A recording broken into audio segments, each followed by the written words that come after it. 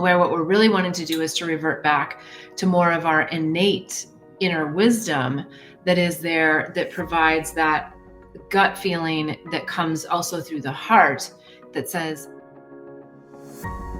being able to tune into our higher self or heart is so critical to living our life in alignment and therefore out of suffering. What are some of your favorite and most reliable ways to do that? Actually, there's a couple of things. When you're talking about higher self or heart, in some ways I kind of see them different, but they are in a sense the same, because I think that when we're really in our higher self, we're coming through our heart and not in our mind. And I think that's where you're headed with all of this. How do we stay in our heart center, and how do we stay out of the ego mind? And one of the first things that comes to mind is so simple. If you have a pet, I happen to have a dog, Miss Lily. And the way that I get into my heart is immediately just go over to her and give her a little kiss and a snuggle, and just to feel into the warmth and the love that comes so unconditionally from our pets. It's such an easy way to just drop into our heart. And another way that, if you don't have a pet, or you're not around your pet, and you're feeling like you just really want to be in that heart space and you want to know how to get there quick, I would say this. Take a deep breath in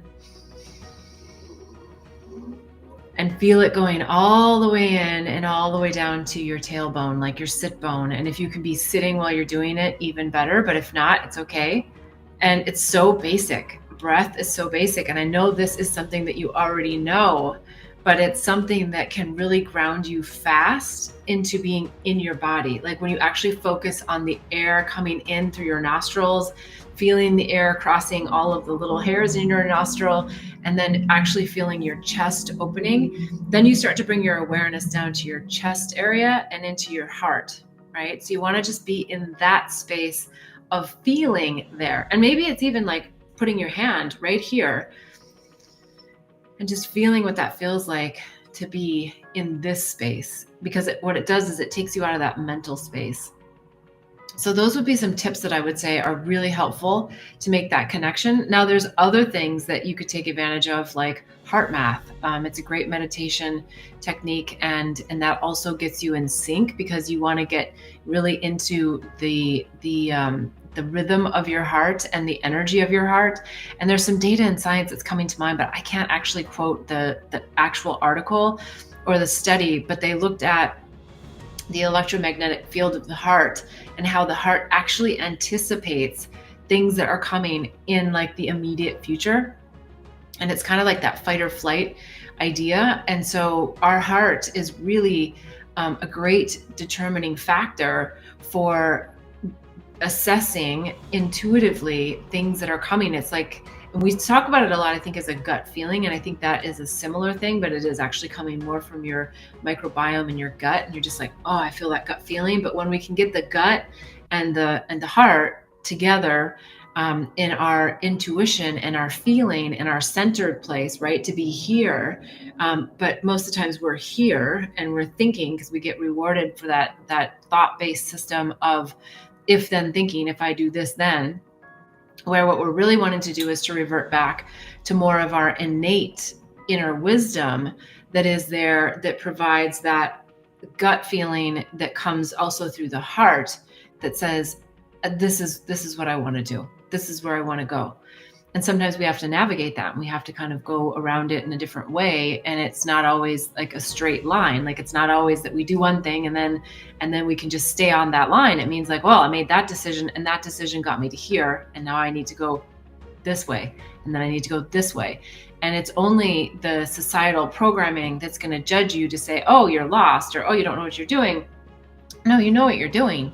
You're following your heart, and you're really following that feeling where you're feeling open. There's another thing that comes to mind that's a little bit off of this topic, but it was a conversation that I was having with someone where they said, I just feel like my heart is closed. And that is the case for so many people, because we get programmed to close our heart early on. So what you're asking about is in some ways an easy task, and in other ways it's like no small task, because we have practiced for so long keeping our heart closed and not being vulnerable and not letting people see, our heart on our sleeve. And so we're moving back to that time where we want to be in the heart center space. We want to be in that intuitive risk-taking space. We don't want to be just in the head space. We want to use our mind. We want to use our ego mind.